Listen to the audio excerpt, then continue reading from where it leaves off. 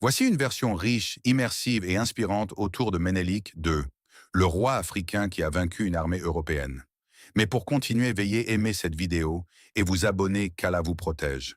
À une époque où presque toute l'Afrique tombe sous la domination coloniale, un royaume refuse de disparaître. Au cœur des montagnes d'Éthiopie, Ménélique II dirige un peuple déterminé à préserver sa liberté. Il comprend très tôt que le monde change et que pour survivre, il ne suffit pas d'être courageux. Il faut être stratégique. Face à lui, une puissance européenne ambitieuse, l'Italie. Convaincue que la conquête de l'Afrique est inévitable, elle avance avec assurance, persuadée que la victoire sera rapide. Mais elle sous-estime un élément essentiel, la vision de Ménélique II. Contrairement à d'autres dirigeants, il ne se contente pas d'attendre. Il anticipe, il modernise son armée, il renforce ses alliances internes. Il unit des peuples parfois divisés autour d'un objectif commun, défendre leurs terres. Car il sait une chose, un peuple uni est plus fort que n'importe quelle armée étrangère. Lorsque le conflit devient inévitable, la tension monte. Deux forces se préparent à s'affronter. D'un côté, une armée européenne équipée, confiante, organisée. De l'autre, une armée africaine déterminée, guidée par un leader qui refuse de céder. Puis vient le moment décisif, la bataille d'Adwa, un choc historique.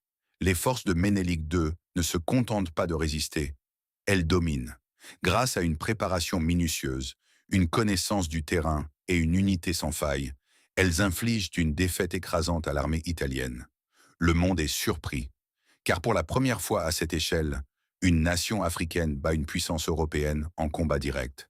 Cette victoire n'est pas seulement militaire, elle est symbolique. Elle envoie un message puissant à toute l'Afrique et au monde entier. La domination n'est pas une fatalité. Grâce à Ménélique II, l'Éthiopie conserve son indépendance, devenant un symbole de résistance et de fierté pour des générations. Mais derrière cette victoire se cache une leçon plus profonde. Ce n'est pas seulement le courage qui a gagné, c'est la préparation, c'est la stratégie, c'est l'unité. Aujourd'hui encore, son nom résonne comme celui d'un leader qui a su voir plus loin que le présent. Un homme qui a compris que pour protéger son peuple, il fallait anticiper, rassembler et agir au bon moment. Son histoire nous enseigne une vérité essentielle.